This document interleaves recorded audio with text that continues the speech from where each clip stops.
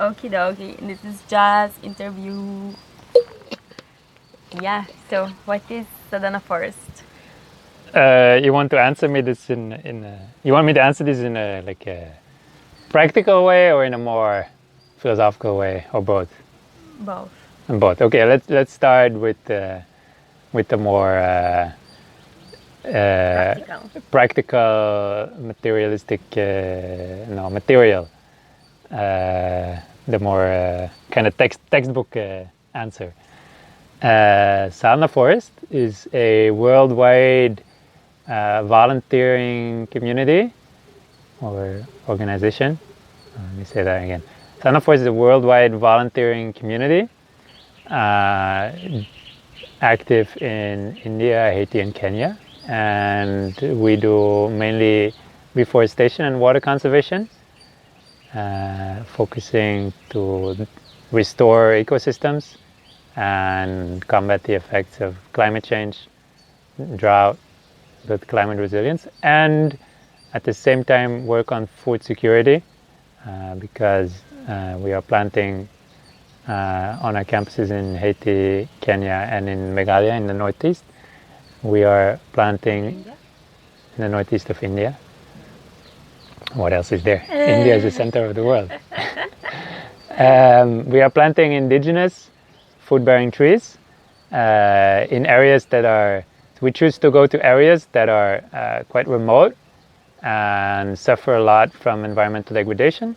Because of deforestation, there is erosion, which brings about a vicious cycle in terms of climate change, more drought, less rain, less fertile soil, making life for people very difficult there.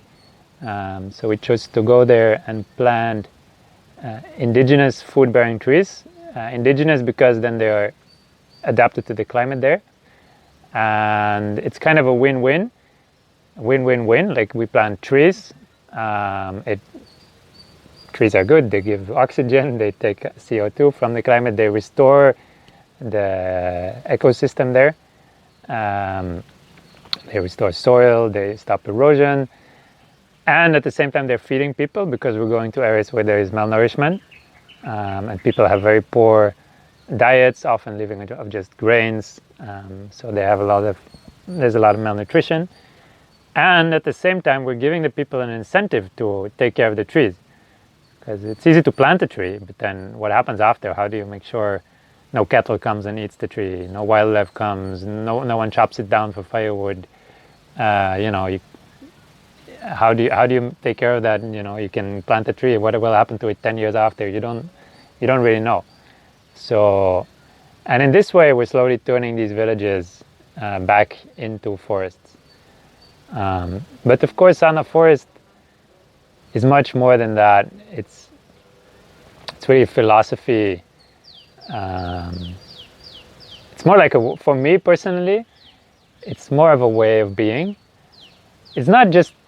It's called sadhana Forest. Sadhana means it's a spiritual practice a practice done with the aim to achieve a higher goal. So it's not about how many trees we can plant and having nice numbers and whatnot and being successful in worldly terms. We're not like an NGO or a development organization in that sense. We're community, and we're here to do the yoga of work, as Sri Aurobindo would say. No, the mother said the yoga of work, karma yoga. We're here to. It's a spiritual path. It's a spiritual practice. We're bringing. Sri Aurobindo would say we have to put consciousness into matter. Where Sadhana Forest started in Auroville, and the goal of Auroville is, to live life and to engage with the world, not to just be in a monastery and to be cut off, to be very contemplative. That path exists. It's very meaningful, but it's not what we're doing here. It's to actively engage in the world, but to do it in the way of the spirit, with consciousness, to do it really with consciousness. So our goal is really to do things with consciousness, not how popular, how many likes we have on Instagram or whatnot. All these things are useful tools to do our work. But at the end of the day, it's how can we be active in the world in a way that's conscious, and how can we develop our own consciousness while doing our work and bring that consciousness into the work we do. So that translates in a very practical way here. It's not a we're not a philosophy institute or a yoga ashram. It translates in a very practical way. Like, how do we do all the small things of life in a way that's as conscious as possible? Like, how do we build our huts? We use natural materials that are biodegradable, and that we can, when the hut breaks, we can reuse them for mulching or firewood. How do we wash our hands? We design a tap that uses as little water as possible with biodegradable soaps, and it goes back to sustain the forest. And how do we engage with children? How do we what do we eat? What kind of food do we eat? Vegan food, whole food, no processed food. More about how you engage with children. Yeah. So the philosophy of Sadhana Forest with regards to children, we call it unschooling or natural learning. Unschooling is a term that was coined by John Holt.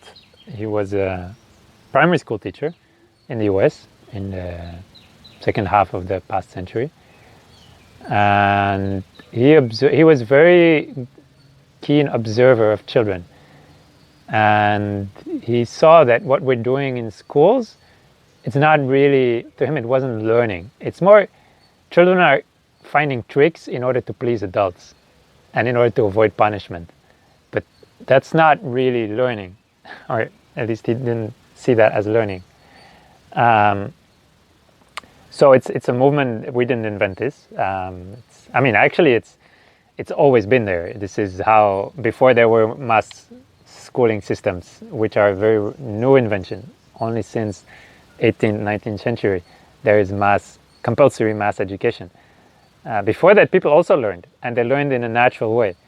So to define it in a positive way, because I don't like the term unschooling is not a great term in the sense that it's a negative definition. It defines what we're not doing. Natural learning says, so what is it? So the idea is basically that learning, the fundamental idea is that learning is a natural process, and learning happens naturally because as human beings, we come into this life and we're equipped by our genes or by many years of evolution to survive and to adapt to the environment that we live in, just like any living being is born with all the tools it needs to adapt to the environment. And the human species, probably even more than any other species, has its greatest instinct or built-in tool is learning. Human species has a huge capacity for learning. That's why humans have, maybe in a way that's unfortunate, we have spread all over the world. And unlike many other species, the way humans live superficially is very different in many places. We have developed culture where knowledge is passed on through generations, and generations build on the knowledge of the past. So how can you live this knowledge that we need to survive is not pre-programmed. For many animals, they have instincts, and it's kind of pre-programmed. Mostly, they also learn, but it's there's not so much space for variation. So humans can only survive and live in the cultures we created because of this huge adaptive capacity that we call learning. So learning is a natural process. It happens actually mostly through play. When you look at how animals learn, let any kid alone for 5 minutes, what will it do? It will play. And then, in schools they say, no, it's not good, they're not learning. Actually, and there is very good scientific evidence also now coming up. Like, people have studied hunter-gatherer cultures back, way back, because now most of these cultures have had contact with more quote-unquote developed cultures. And there they see that, you know, the kids, they're not schooled in any way. They just are allowed to play. And they play. What do they play? They play at being an adult. They play at the same things that the adults do. And then at one point, they see what their play is no longer distinguishable from the real thing. First, they just throw rocks, but then, they start playing with bow and arrow, and then they start hunting small animals, and then it's not a very vegan example, sorry. And in the end, it becomes the real thing. They play at building huts and houses, and then at the end, it becomes the real thing. And they don't have to be pushed or coerced into that.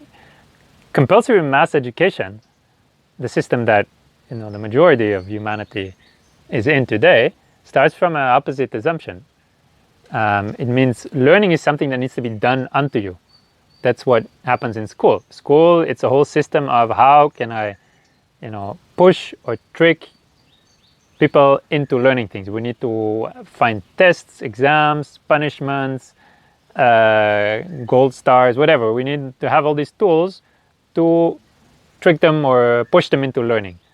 And if you look at it from a deeper perspective, it starts from the idea that if we wouldn't be putting them to school, they would do nothing. They would just grow up to be criminals or just lazy bums, or, we need to do something unto them. So the fundamental difference is, so what do you believe a child is? Is it like a seed? The seed of the tree, it's very small, but it has already all it needs to grow. It just needs a good environment. It needs, of course, a child needs a good natural environment where all the elements of real life are present, and then it will learn. So you will say that you create a good environment for the kids, as you create a good environment for the seed. Yeah, it just needs good natural. It needs support. It needs interesting things to do, to observe. Examples to learn from, adults, older children. And the idea of the school is like the blank slate. Kid is empty, and we need to fill it up with our knowledge. And because naturally it would not learn anything. Can you tell me again what you were telling me yesterday about your approach when you go to a new place that is not like you were telling me all of this thing. I'm changing topic. Like you were explaining me why you don't go there, how you get accepted by the community that you go there. That is not like when you, for example, you went to Kenya at Sadhana Forest. You're talking about Sadhana Forest, not me personally. So how we... That is not like, again, a colonialistic... let's try not to use these contentious terms. So let's try and fine-tune your question, so we have the question clear. So how to basically go and work with local communities and try to be accepted and try to how to go to a foreign place and try to help people there. Or the question maybe is like, why you're not like the other NGO? Well, I wouldn't. Short term. I don't want to put it in such a self-righteous way. That sounds a bit. I mean, I'm not saying that we are perfect and all the rest is not. It's far from. I know. No. I think the question is how to work with communities and how to go to new communities and help people have more, fulfilling lives. How to come from outside and go into a community. And so the philosophy of Sadhana Forest, it's very much based on collaboration. We'll call it. It's not so much the how do you call that? I lost. There was a. Can't think of the word. What we're trying to do is really to empower people and to have like a collaborative system rather than a real grassroots system. Than a kind of, that's the word I'm looking for. Not like a delivery model where we go and we deliver something and we give stuff or services to people. It's more like a collaborative model. It's a community-based model. It's starting from the belief that local communities have the capacity to take care of themselves, and they've always had. Actually, the state of the world is currently in today, it happened because of, we have this idea, these local communities in remote and quote unquote undeveloped places, they're so poor and helpless. People have lived in those places for thousands, millions of years, and they've lived good lives. We've disturbed these patterns in the past 10, 20 years through climate change, but before that, through the whole process of colonialism and the whole, global economy, it disturbed many of the ways of life. So actually, we have to believe that these people, they've been living there for millions of years, and most of the time they've been living good lives. And we don't go there with our foreign glasses on, like, oh, they don't have cars and ACs and refrigerators and whatnot, so they're not happy. No, it's more like, so we start from an idea of empowerment, and just maybe that we have there's one thing particular that we offer, which is, this planting food-bearing indigenous trees. That's what we know how to do, which, could help them, might be the tool that they need in these circumstances to actually go back to a more harmonious lifestyle. So the way to do this for us is really to go and integrate with the community. It's all about building relationships with people, not just coming like, oh, I have this brilliant idea and it's really good, and here you have to take it because I'm so smart and you're so lost. Here, let me give you this. That's not what we're doing, and that often that kind of approach can lead to, even though it's well-intentioned, then can lead to the contrary effect, because people don't really understand what you're trying to do. They don't really implement it. They don't really take care of it after you go, because they never integrated it into their lives. They never saw the point of it, and maybe it was also not exactly what they needed at that specific point in time. So we start from a dialogue. When we go somewhere, we see like what do these people really need, and is what we offer really what they need, and also to accept and know maybe this community is not interested in what we're doing, and only if they're interested we work with them. If they're not interested, fine. We maybe think it's a great idea, maybe for them it's not a great idea. If they don't think it's a great idea, it doesn't matter. It's not going to work. They're not going to. We can go and try to implement it and just throw lots of resources at it, but if we don't have that community support, so that's why Sadhana Forest, when we go somewhere, we buy the land. Many NGOs or organizations, they don't do that. They have funding to do. That's how the system works. They have funding to do 1 or 2 year projects, and then they have to move on to the next project and find fund, because donors, everyone wants to go fast. Donors, people want to see results fast. That's how this donor system often works. And then after 2 years, they have to find a new project and do PR and find a new donor and et cetera, et cetera. And it's very difficult to think in the long term, which in general, people want to see quick results, and our current society also, our economic system is also, our way of thinking in modern society is very much built on quarterly results and these things. So we buy the land, and immediately, once we establish ourselves in a place, first we go and talk to the people, see what they need, see if they see the point of what we're trying to do, and if they're really interested. And if they're really interested, it means that they will also support us in many ways. People only often think like, development is just about resources. You just go there, and if you have the funds and the technical means, you can do whatever you want.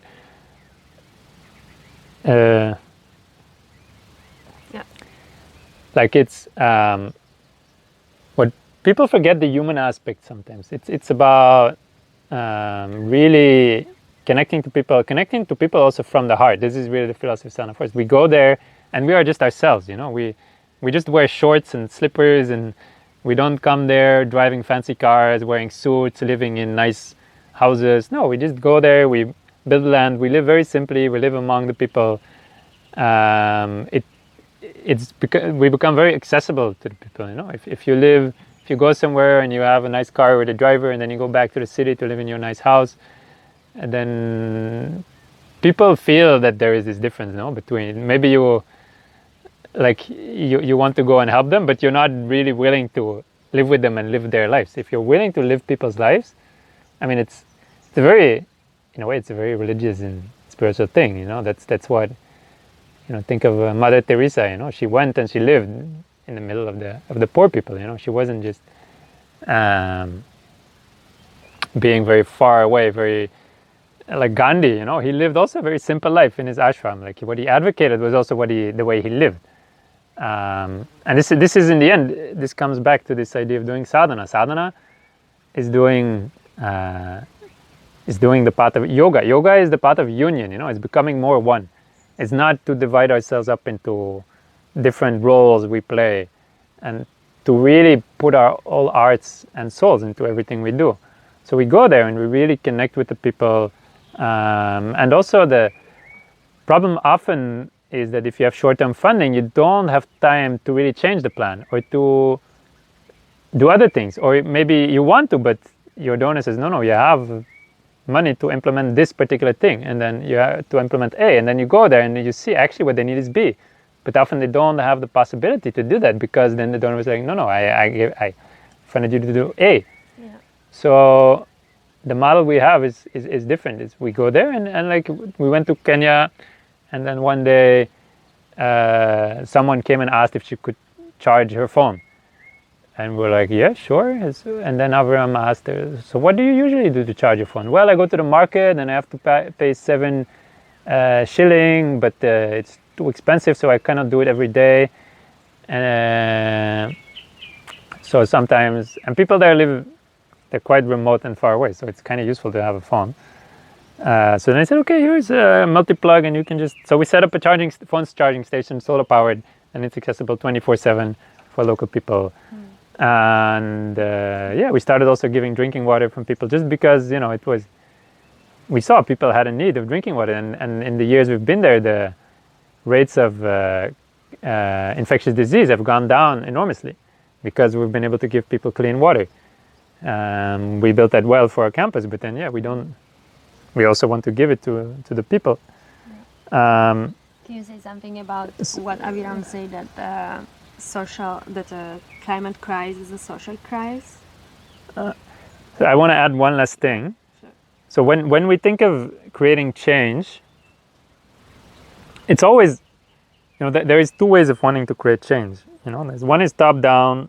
I have a plan. I'm gonna do it. It's very good. In theory, it's very good. It all works perfectly. I have it perfectly planned out, and it's just about implementation processes. That's a very technological approach. That's our modern mindset. To create a technology that fixes things. Come here. I have a solution. It's technological. You just follow the steps. Done. Often that falls apart. Definitely in areas that have, because the problems that these people are facing, they're very complex, because of social problems and history and politics and climate, and it goes back many, many years. You cannot just come with one technological fix. The other approach to change is see change as a social thing. You have to change people's minds. Once you change people's minds, and you truly believe, people are enormously powerful. Once they realize what they can do in order to change their lives, they will do it. People do the most, but change happens because people change, and people start looking at things in a different way. And that is a very grassroots approach. It's a relationship-based approach, because people change not because you come from somewhere and you have a nice degree, a PhD in something, and you are an engineer or whatever. People will be like, okay, it's very far from my bed, whatever. I don't know. They can't relate to that. Or people change because you build relationships, you build trust, and then people, this is how we change. This is how we learn things, because there's an environment of trust. So we really believe in this. And we've learned also from our own mistakes. After going to Haiti, we wanted to go a bit too fast, and we learned from that mistake when we went to Kenya.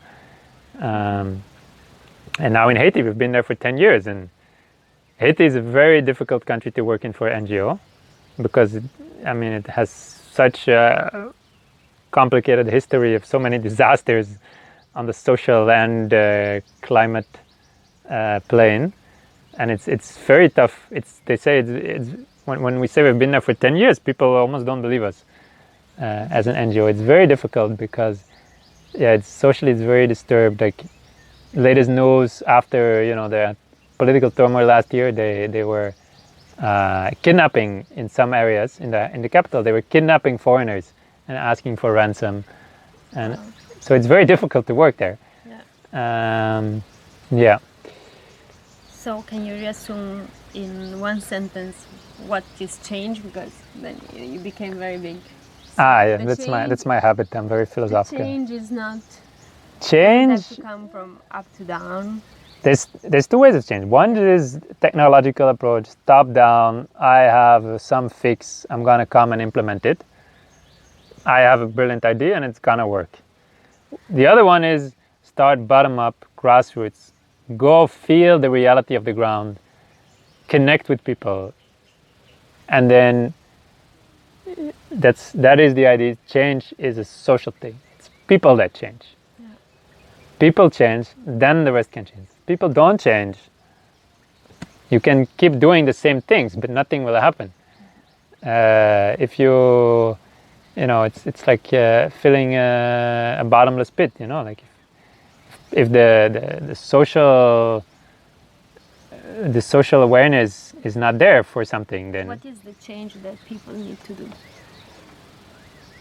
Oh, that's a very broad question. What do you mean? Because you said that to do this development is people, like people have to change. So what is this change? I mean, where we're going for our work is to realize, trees are good. We need to plant trees. Yeah. And trees can feed us, trees give us shade, trees stop erosion, trees make the soil better. Trees are amazing and we need to plant lots of them. And I mean, of course, everyone knows that in theory, but people need to realize it in their hearts, in their beings, and that's a different kind of realization, The realization, trees are good. Of course, trees are good. Everyone knows trees are good. Even the people that are... Nobody cuts down trees because they're bad. Nobody says... I've never met someone who said, I think trees are really bad for the planet. I want to cut them all down. Mm-hmm. Nobody thinks like that. Everyone knows trees are good. But, we have other ideas and maybe we're confused about things, or we just have other priorities, and it's all, other forces come into play. So to really realize, like, one, that trees are a good thing, and two, on a deeper level, that I can take my life into my own hands and create the changes that I need in my environment. Mm-hmm. Which, if you want to ask a very broad question, that is same with any kind of change, whether it's personal change, societal change. That's real change. Change, you can't force change in that way. That's a very technological, Western, scientific kind of mindset, manipulating things as if it would be like a laboratory. But in theory, there's no difference between theory and practice, but in practice there is. Mm-hmm. And science, our scientific thinking is very linear, like we think of things like molecules, that react with one another and the outcome is always the same. But reality is not like this. It's infinitely complex. And it's like seeing things in a linear way. Now we're getting really philosophical. Mm-hmm. Or whether you see everything as a complex web of relationships. Yeah. So my other question is, what is Sadhana Forest for you? Like, I don't know. You said climate change and social change. Yeah. I think you answered that already. No, climate. I mean, you want to talk about the social aspect of climate change? Because Aviran says, the first thing he says in this video we watched on Friday, it's like, the climate crisis is a social crisis. Yeah. I mean, and there's the added effect that who are the biggest, quote-unquote, victims of climate change are people in tropical areas, which are people of color. What we've done, actually, it's kind of colonialism has historically officially ended, mostly after the Second World War, but the climate is changing now, mostly through, all the what has been done in wealthy countries. I mean, quote unquote wealthy countries. What is wealth? It's another matter. But the Western countries, we have polluted most of the environment. And actually what we've done is we've colonized the environment. We've sort of, to colonize means you go someplace and you take some kind of resource and you claim it as your own, and you take everything you can use from it and you dump everything you don't need into it. So in that sense, Westerners, white people, have colonized the environment, and who bears the results of it is mostly people of color in, rural, remote areas in the tropical region that are struggling with drought. In Kenya now, there is a huge drought happening.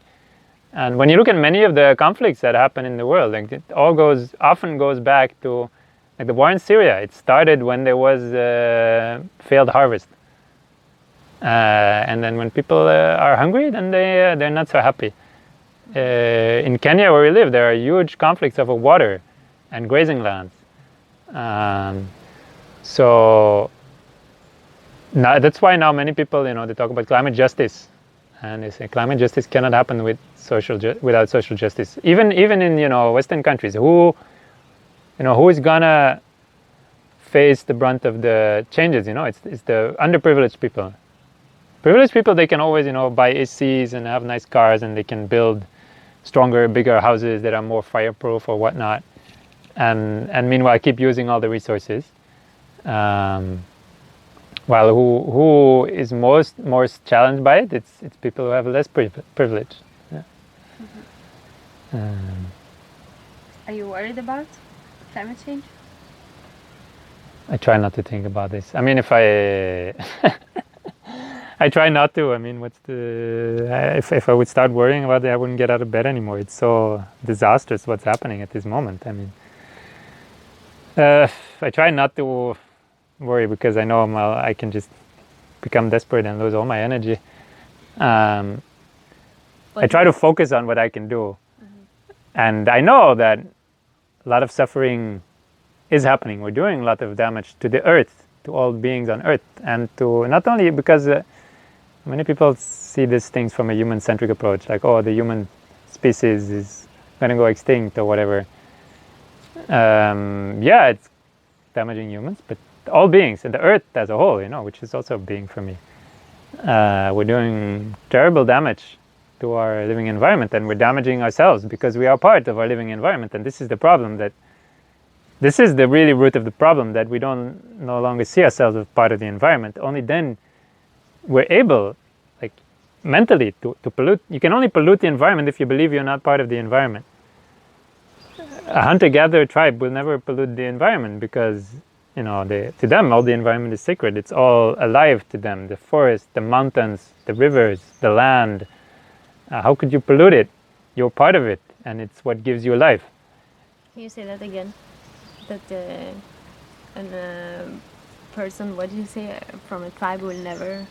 like a hunter-gatherer tribe, they would never pollute the environment because they know they are the environment. They are part of the environment.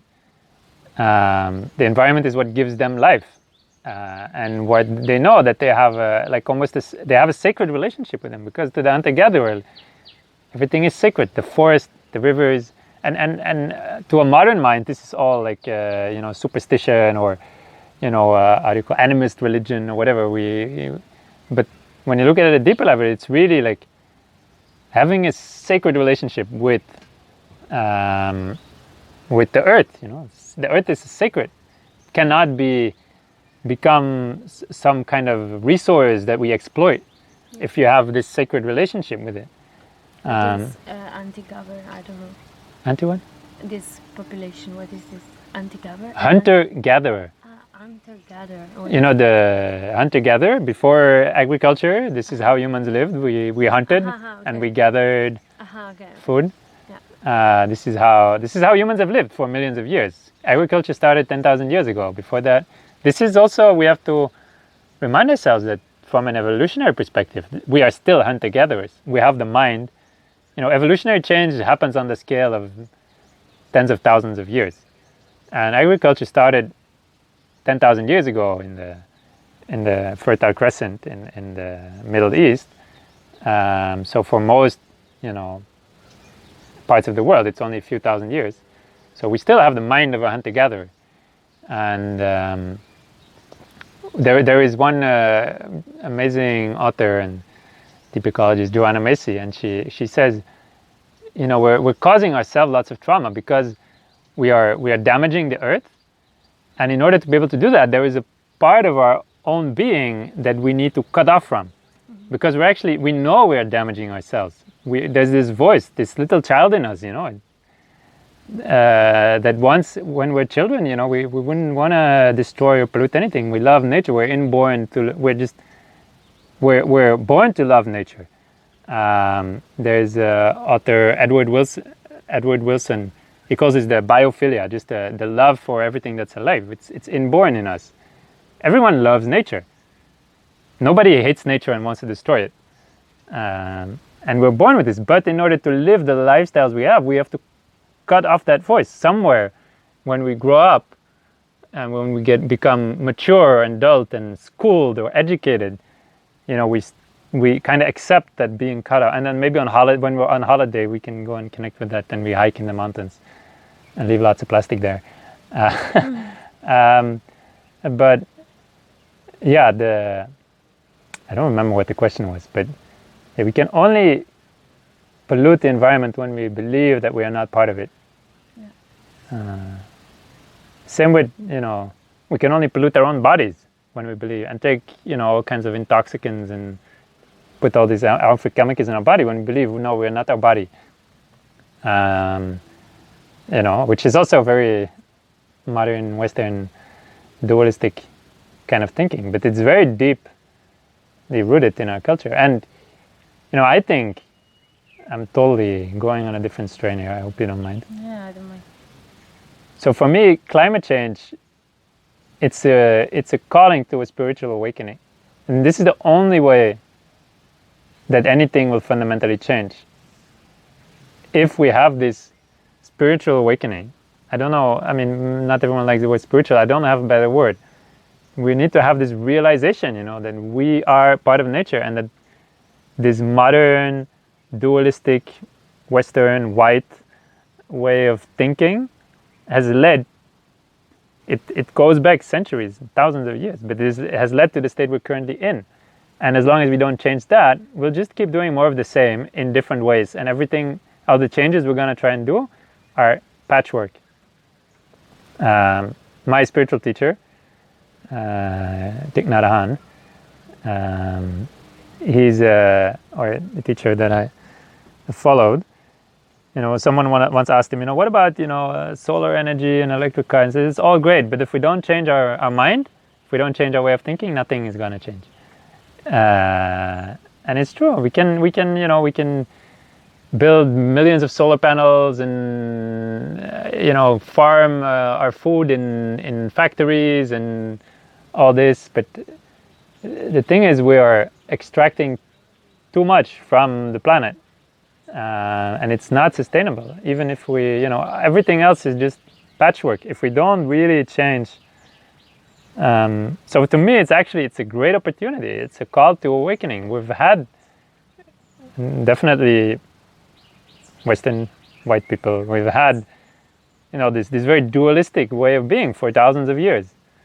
It's actually there also in our religion, and it comes from there. Actually, people, it's in the Bible. Actually, God gave man dominion over. There is a verse in Genesis, and it's a very highly contested verse, but it says God created heaven and earth and creates all the species, and then he says to Adam and Eve, okay, you have dominion over this. You're the boss. And traditionally in the King James Bible, I think the word says dominion, but you can also translate it as stewardship, which is a totally different thing. But the Bible comes from an agricultural society, which already, the oldest parts of the Bible, it's about, we get kicked out of the Garden of Eden, and then what do you have to do? You have to toil with there is a phrase like this, no? You have to toil in the dirt and work really hard and do agriculture. Cain and Abel, they're doing agriculture, and then they start killing ourselves. It's very interesting, like that the moment we're in the Garden of Eden, one with nature, we get kicked out, and then we have to toil in the dirt, and then somehow in the Bible there is this intuition that is the root of violence.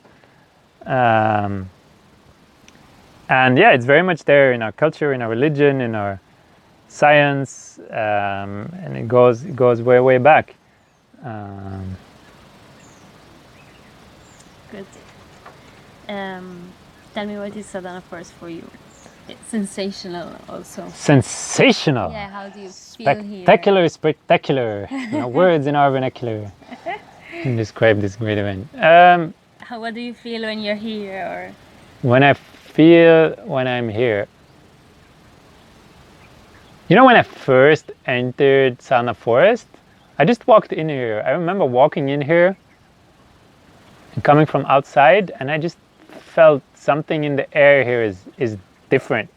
I hadn't, without even, I remember one night I walked in the very beginning, I felt this is different. The energy here is different. The vibration here is different.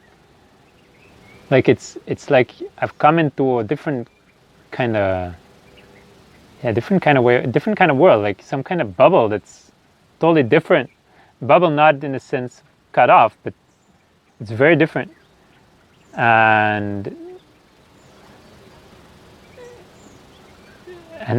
I wondered, like, what is it? Because I've practiced a lot of meditation and yoga in my life, so I'm sensitive to the energy of a place.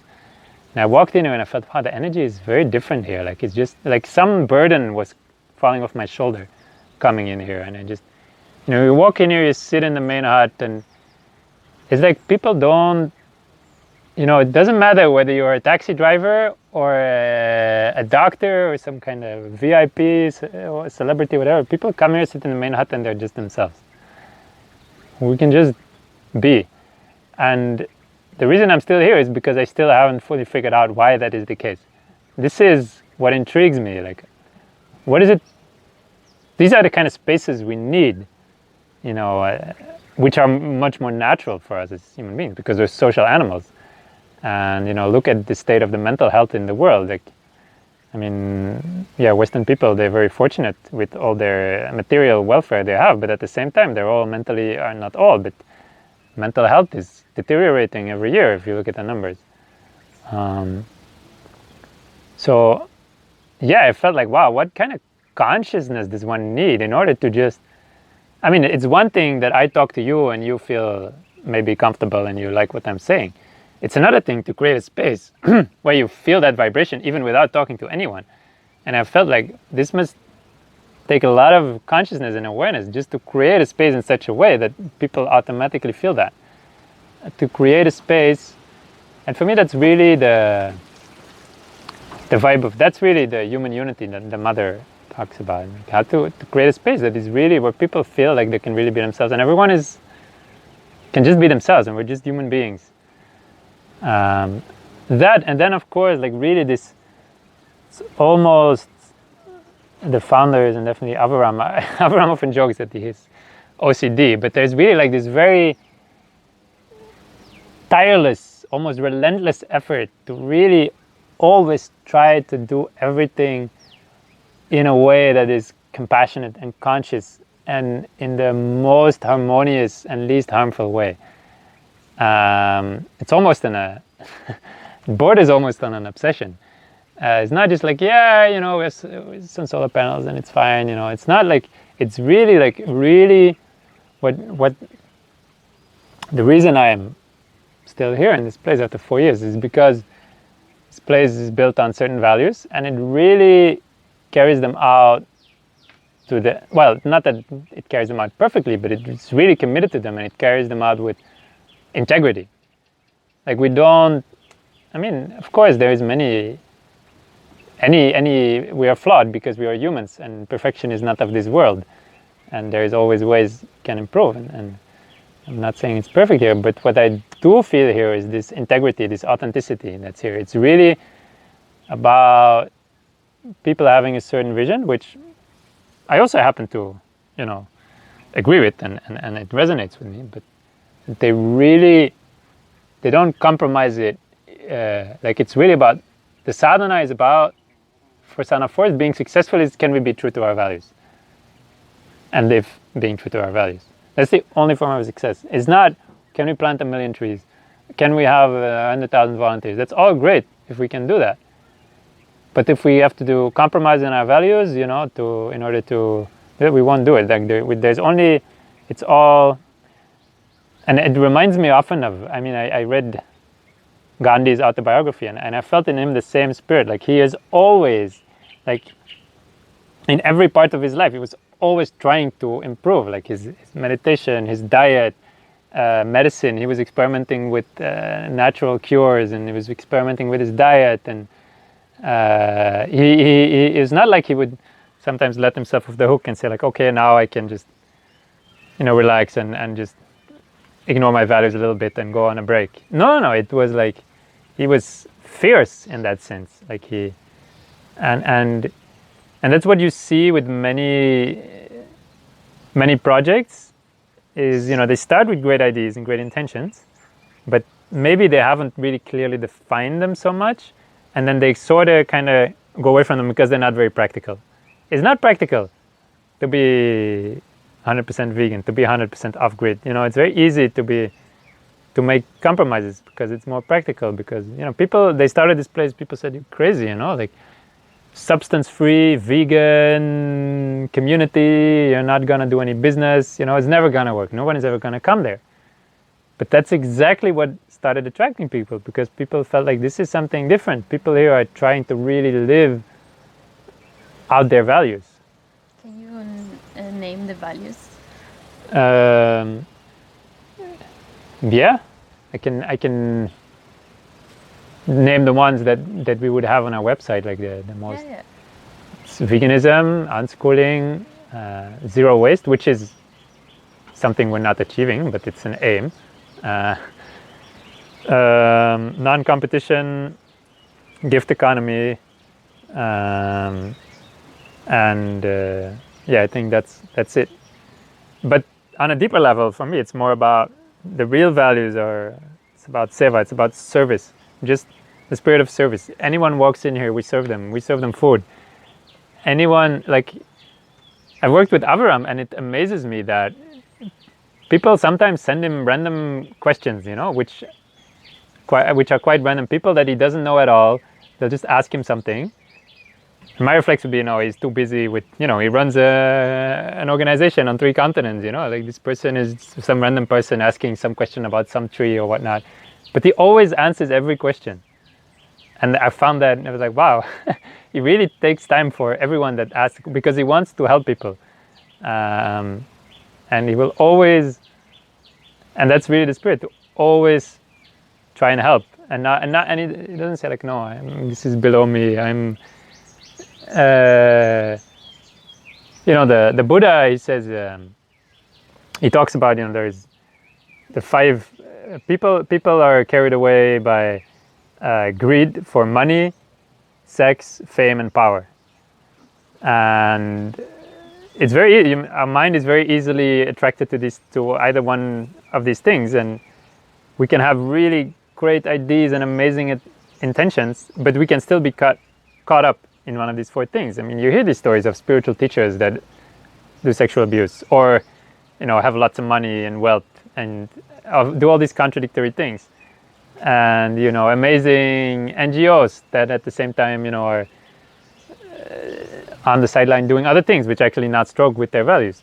And now we're really getting to the spiritual part, like it's because the mind is caught up, the mind is has craving and aversion, to use the terms of the Buddha. We're attached in an unhealthy way to things. Why I'm here is really, it's about this service. Then really, second one would be compassion. Like to really, like, what does it mean to raise children in a compassionate way? What does it mean to eat in a compassionate way? What does it mean to to engage with climate change in a compassionate way? To engage with animals in a compassionate way? How can we build a building in the most compassionate way? I'll give you a very small detail. Like one time I was sitting in the office, and you see that plug over there, the plug board, and they drill it in with a screw.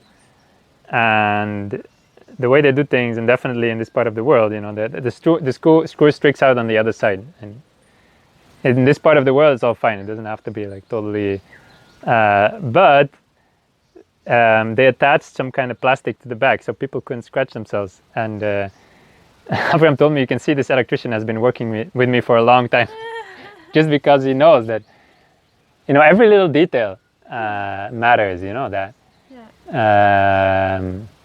Yeah. And then the third thing is the sadhana. It's what we're here for, is to grow and this is the goal of Orville also. Orville is. I was watching this interview with Roger Ange, the architect that the mother cooperated with. Said the goal of Orville is not to build a city; it's to build new men, new humans. It's not to build a city and then just put people in there. No, it's to build new people. This is our goal. It's for the evolution of consciousness. And really commit to that in a way that doesn't compromise that. Like, it's all about, it's a part of yoga. Yoga means union, where every part of your life becomes part of this grand, not that you necessarily need to be a saint. I mean, very few people are, and even then, they weren't born saints.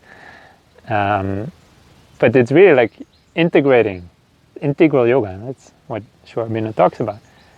We're integrating all our aspects of life, and in Orville, very much also the active aspect, the work aspect, how we interact with the world, to all make that part of this sadhana. And not just say like, oh yeah, this is not very practical, or yeah, I'm gonna be compassionate, but then at the same time I'm gonna, be rude to people that I don't like or whatever. It's easy to. It's all about concentration and awareness. To always stay. The word sadhana, etymologically, it comes from it's the path of the arrow towards the mark. It's the mark. To always keep the mind on the mark. And this is the path of yoga. This is the spiritual path. To always. It doesn't matter what religion you follow, whether it's God or yoga or whatever it is. It's always to keep the mind always in that direction and always facing in that direction. And it may feel very limiting in a way to many people, like, oh, I can't do drugs, or I can't make lots of money and live with lots of material comfort. But actually it's very freeing, because all this kind of clutter in the mind falls away, and it gives you a lot of power. Like, we work hard here, and the hardest working of all is Avram, and like, I've never seen anyone who works in my life who works this hard, and I always wonder, like, why any normal person would have had 5 burnouts, how does he do it?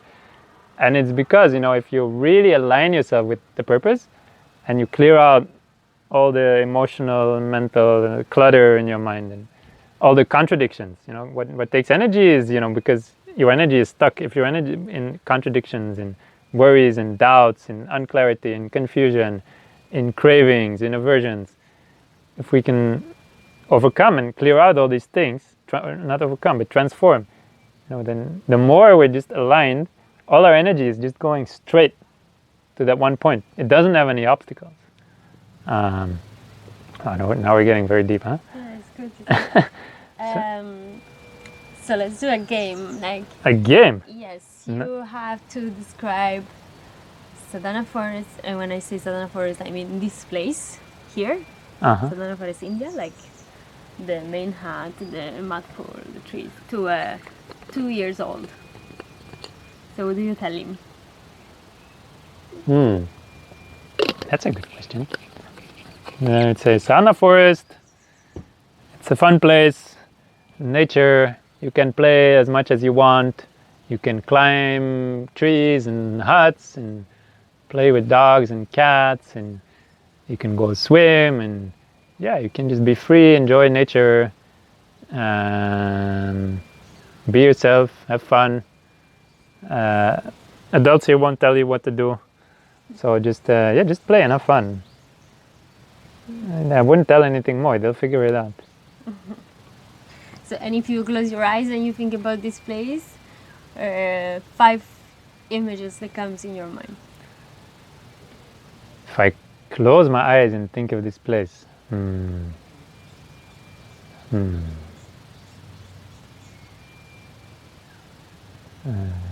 okay. Now your image is in my mind. The main hut on Eco Film Club, the Friday night. It's such a warm, nice vibe always. Yeah. Like people just come and they just be, you know.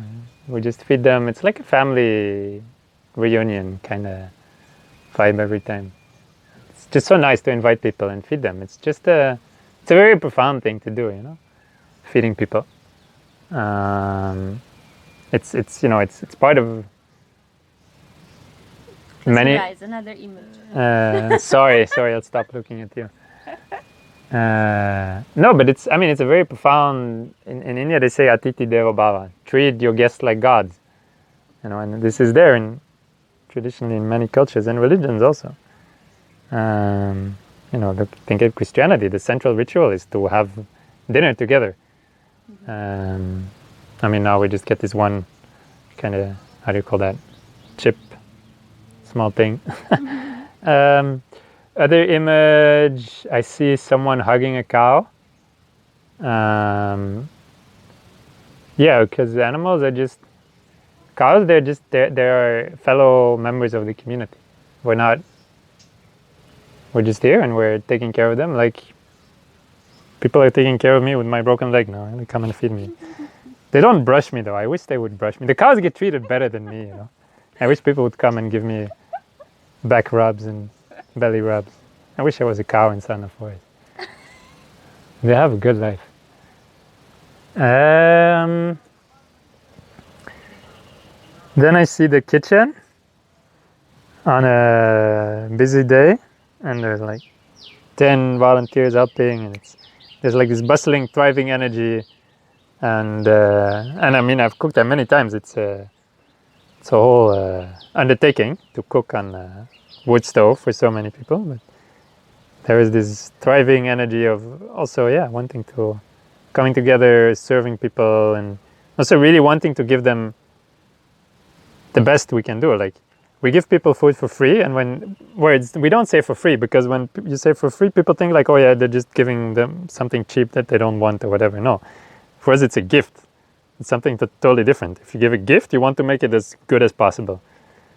Something you give for free is like you go to a shop and they give you some silly plastic toy that you can't really use as a gadget, you know, that's for free. And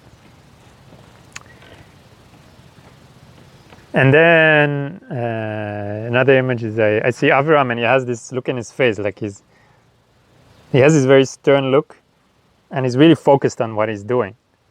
I don't know, like he does so many different things, but he's always very much focused on what he does. And I've observed this many times, and it's pretty amazing. Like he can be very busy with something, but then someone comes and asks something and it's important, he will just like stop and totally be there, and all the rest disappears.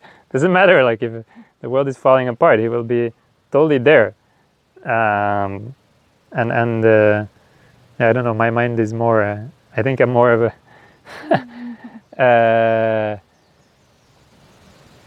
I think as a recovering perfectionist, I find it hard to put my mind off the things and just focus on one thing at a time, because part of your mind is always worrying about the next thing.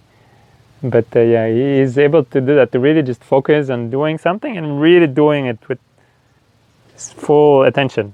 It's almost scary, like because it's so it's so much intention and focus in there. 5, you said?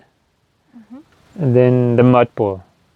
For me, the mud pool is really like, I just go there, and I prefer when I'm there that I'm on my own, or it's quiet, and it's just like, it's totally quiet there. There's just trees and water, and it's like you just dissolve into nature. It's just, you let go, you float there, and those are moments when I'm there. I don't go there often, but when I go there, it's when I really need to go there. When I feel like in crisis, I go there, and then everything just falls away, and I just feel like this big.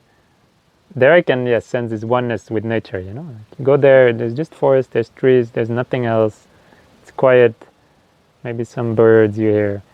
I mean, that's eventually why we're doing all this. You know, to be one with nature, or to tie it back to what I said before, to realize again that we're one with nature, which is also what I like about Sadhana Forest. You know, like it's really, when people think of building stuff and humans living, like when you go to, we have this idea that humans and nature are kind of separate, and it's there in the way we plan our cities. There's the city, and then you go to the forest outside the city, or there's maybe a park, and the two are separate, and it's there in the way we do architecture and everything. But look at the way we live here. It's very consciously designed. Using the water conservation techniques in such a way. Like the huts here, they're very much, the greenest part is the campus where we live, and it's so green because we are living there. Isn't that amazing? Yeah. And usually, in our dualistic way of thinking, it's the other way around. If you want nature, you have to get away from where people live. But here we're really showing that. And that's really that's one of the ideas also of permaculture. We are part of this ecosystem, and we can thrive together. It's the opposite of this dualistic way of thinking, which says we have to create wildlife reserves. Okay, that's where humans can go, so that's where nature can thrive. And then we'll be in the city, we'll be polluting everything, and living in a way that's not nature friendly. And then we'll cordon off some pieces where nature can also. Humans do that thing there, nature does its thing there. I'm giving a presentation tomorrow on food security. Food security. Yeah. What is food security? How are we going to feed the world in the coming century? Food. And there's this debate, what should we do? Just have really intensive agriculture with lots of fertilizer and machines, so we can produce lots of food on small pieces of land, because the population is growing, right? We need more food, and already 800 million people are undernourished. So we do intensivize agriculture, and then so that we can keep the free space and have nature there. And the leading argument with many scientists is do this. The other opposite is why don't we grow food in such a way that it actually benefits nature, which is also totally possible. Not so much in the industrial agriculture way of thinking that is actually very new. It only started after the 40s. You can do permaculture, you can do regenerative agriculture, and you can actually work the land and live from it in a way that's mutually beneficial. Yeah.